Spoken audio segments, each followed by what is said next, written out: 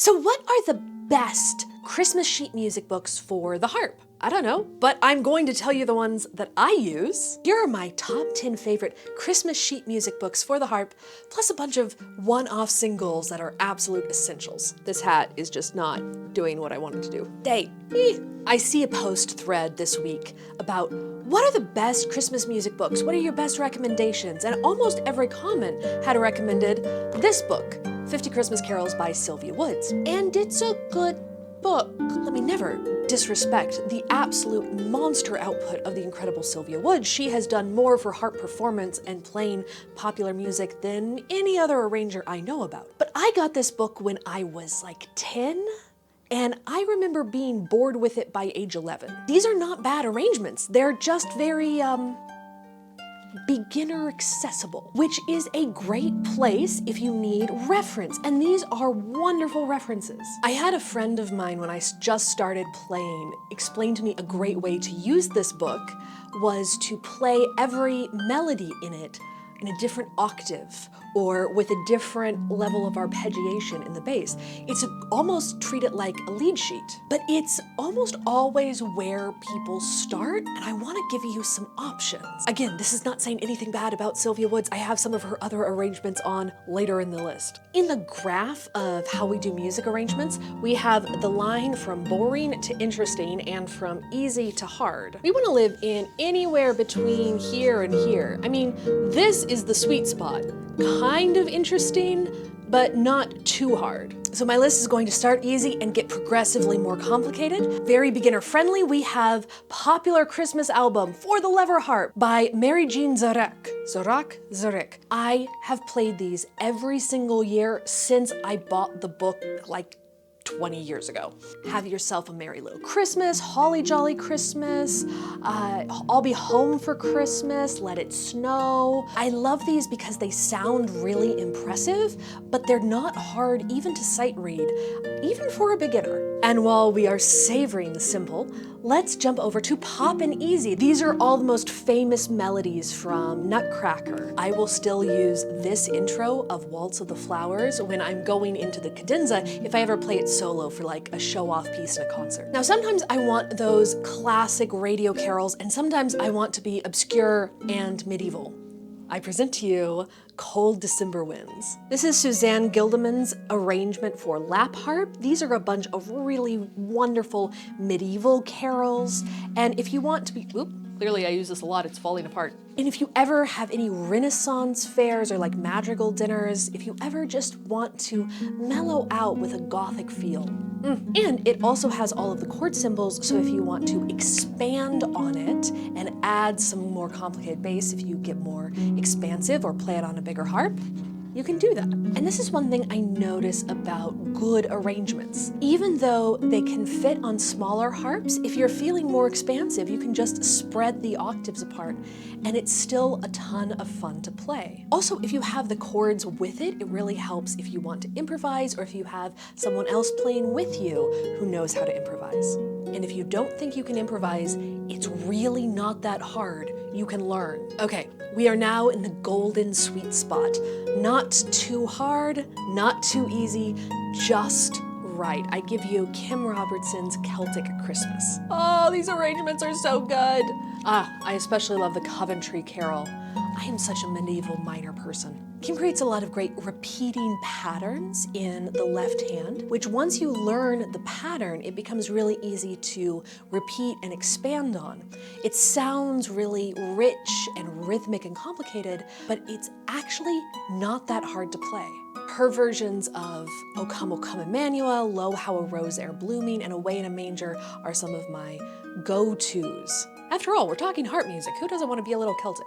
But that brings up an important point, because maybe you think, oh, I already have an arrangement of this in this book. Why would I need to buy another book that has an arrangement of the same song? You can have more than one arrangement of a song and play a different version depending on what you're doing.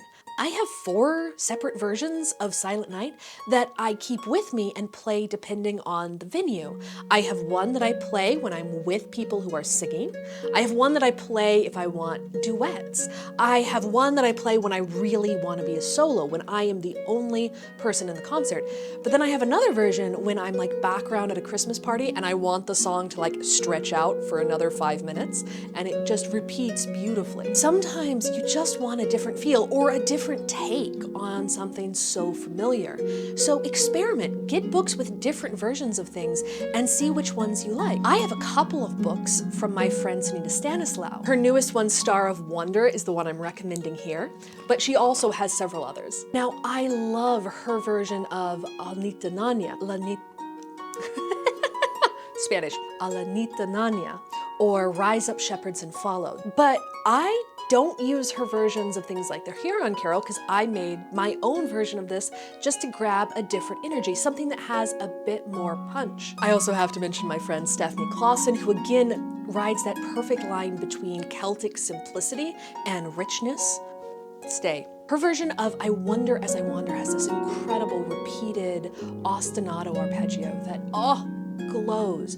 I love the inspiration. I bought the digital copy and had to print it out. A lot of these books are available in digital copy, or you can get the hard copy, or you can get the digital copy and turn it into a hard copy. So for the number 7 slot, I'm actually going to put in a little plug. You see, I have been playing harp professionally for 18 years now. I played all of these songs for different Christmas events, from parties to churches to background fundraisers to solo concerts to memory care units in senior facilities.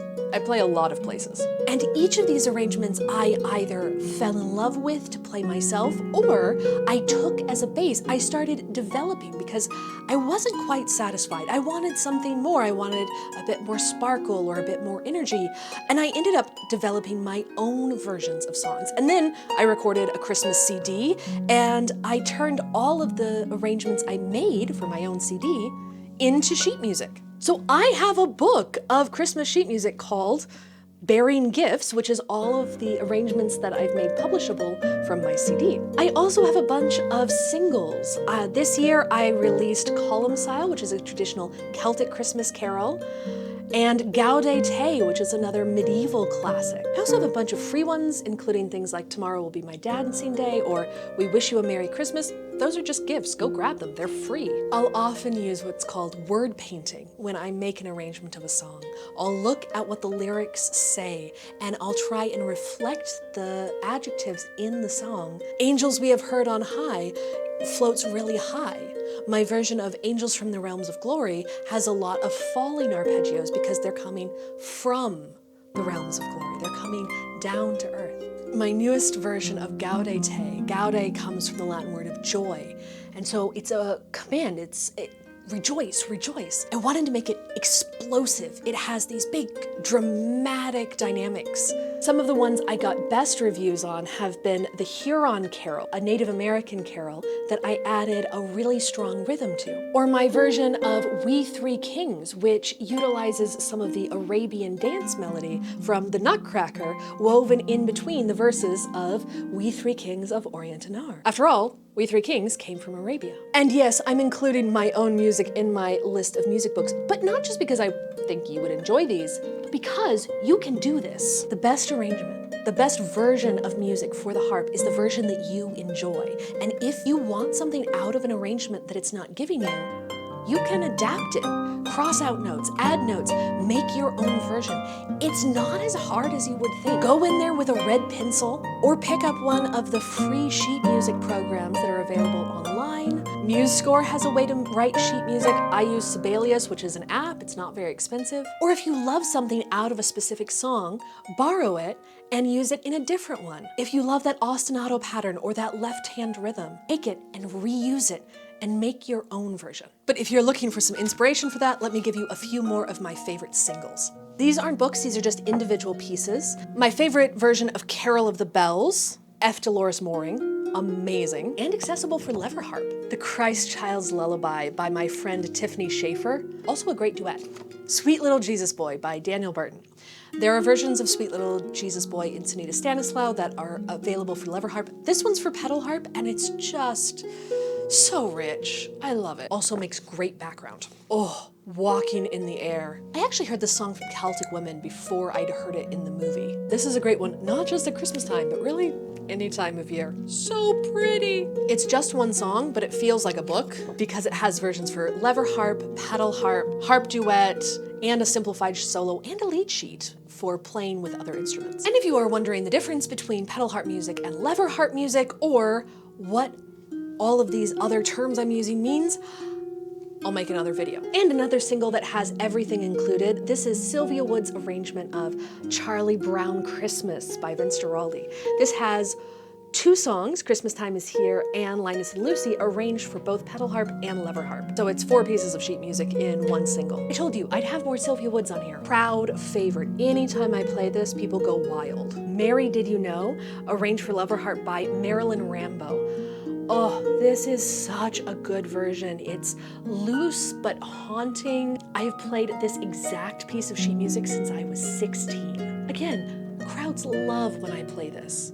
Last 3 books. I'm actually counting these 2 as one book. This is Christmas music for the harp and flute. These are a series of duets that are really Celtic inspired, but a lot of them can be played solo, especially if you have a little modification. Arranged by Ernie and Becky Brock. I've saved the best for last. We are now crossing firmly into incredibly interesting and kinda hard. But it will be worth it, trust me. The Christmas Collection by Yolanda Kanandasis. Wait, before you think you can't play this, I know that people see Yolanda's name and immediately think pedal harp. A lot of the Christmas carols don't require a lot of lever or pedal changes, so you can play them on any harp. And I frequently play these on my lever harp. These arrangements are my goal. I want to be an arranger who thinks like this. She will create patterns that fit with the music, but also fit inside the hands.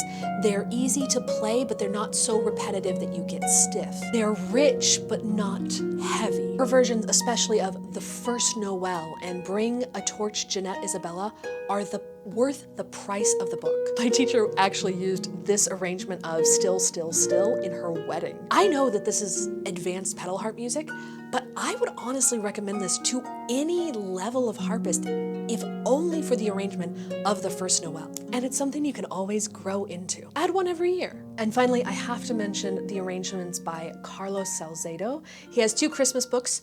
I have one of them here. These turn very familiar Christmas carols into bright showstoppers. Are they incredibly hard? Yes. Are they incredibly fun? Also yes. Now I have several simpler versions of all of these songs when I want to just play and not give myself a workout. But when we want to really stretch and flex, maybe I'm just not meant to wear hats.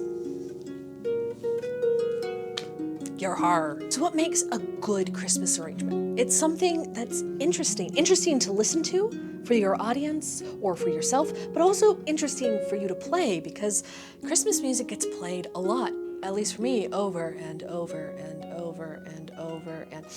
But you don't want it so hard that it's intimidating. So living in that sweet spot of patterns that pull you in, of rhythms that support the music and the text. Because so many of these Christmas carols are full of lyrics of good news and great joy. There are new Christmas sheet music books being published every year. I have nearly seen all of them. But as you're looking, find the ones that match your feelings about the song. Not just the ones that you feel you can play, but the ones that you want to feel the emotion, the joy, the sorrow, the wistful, or you can always make your own. Thank you, music lovers.